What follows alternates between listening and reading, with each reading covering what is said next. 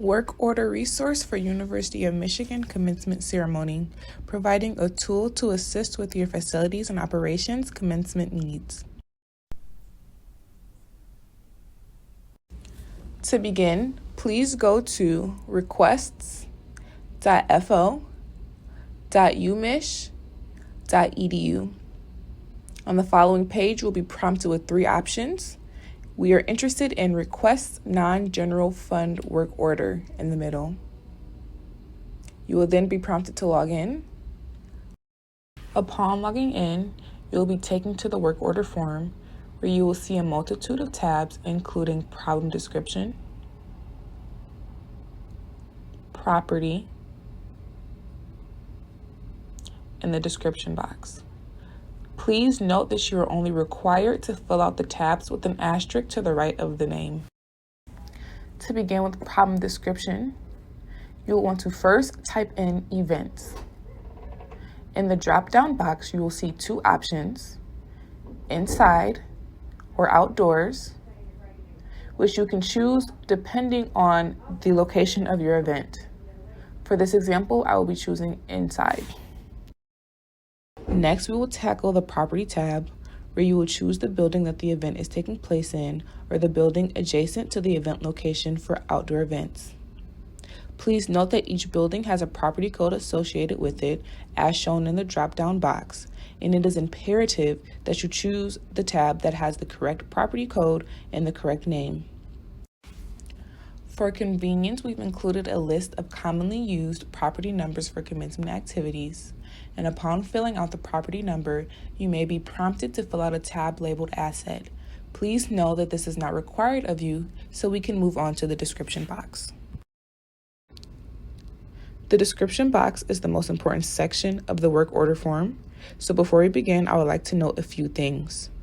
The first being that one work order can have multiple requests, as each request will be broken down into a phase which will be shown later.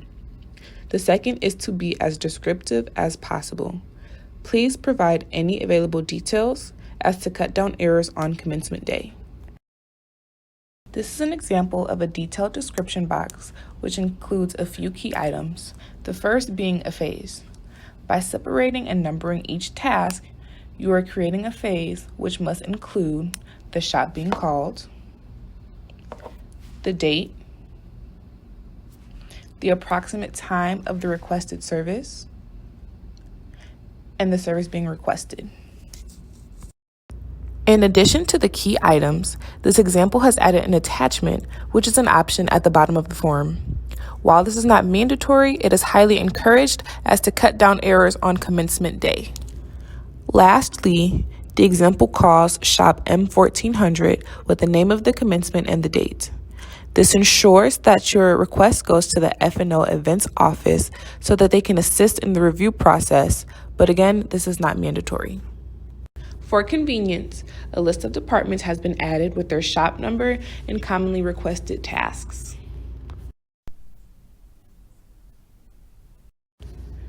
Now that we've filled out the required tabs of this section, which consists of the problem description, the property number, and the description box, we can move on to the contact information. Similarly to the work information, you are only required to fill out tabs with the asterisk marked to the right of the name. The good thing about this section, though, is that a lot of the information automatically fills. So for example, if the submitter of the work form is also the on-site contact person, there's a button that you can click that will automatically fill this information out for you. If not, you will have to do it manually. The authorized signer will also automatically fill, as long as the signer has a UMich ID and a UMich email. Multiple people can receive the confirmation email. To do so, be sure to include a comma after each user. Under account information, be sure to click no when asked to charge to the yearly work order. You can then choose your short code by name or by code as shown in the drop box. An important feature on the form is the option to add multiple short codes. You can do this by using the Add Short Code button below and designating the amount that each short code will contribute. As previously mentioned, there is an option to add files and attachments. While this is not required, it is highly encouraged and extremely helpful for shops to understand the timelines, layouts, and details of your event. These attachments can also be submitted later via email to the Facility Services Center. Once you add your files, you are free to submit. For any questions or concerns, please contact Facility Services Center.